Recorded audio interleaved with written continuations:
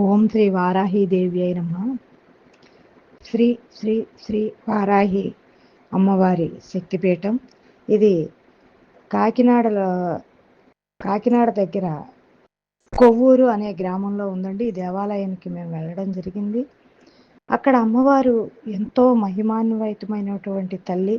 ఆ తల్లి కోరిన కోరికలు తీర్చేటటువంటి తల్లి అండి. ఆ దేవాలయం చాలా చక్కగా, ఎంతో ఆహ్లాదంగా, ఆనందకరంగా ఆ తల్లి యొక్క మోముని చూస్తూ ఉంటే ఎన్నో బాధలు తీరిపోయి ఆ తల్లి నేనున్నాను అనే అభయం ఇస్తున్నట్టు ఉంటుంది ఆ అమ్మవారు.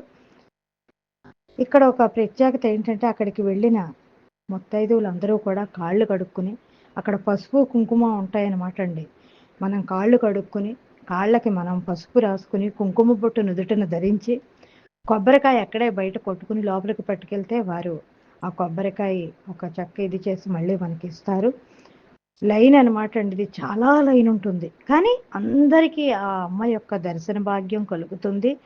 మరి ఇంత మహిమాన్వితమైనటువంటి ఆ వారాహి అమ్మవారిని మీరందరూ కూడా దర్శించి ఆ తల్లివారి, ఆ అమ్మవారి కరుణా కటాక్షాలకు, కృపకు పాత్రలవుతారని, తప్పకుండా అమ్మని దర్శించి ఆ తల్లిని చూసి తరించి వచ్చి మన యొక్క కోర్కెలన్నిటినీ కూడా ఆ తల్లికి చెప్పుకుంటే ఆ తల్లి తీరుస్తుందండి.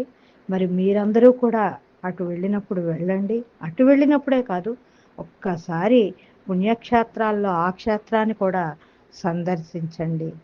సర్వే జనా సుఖినో భవంతు.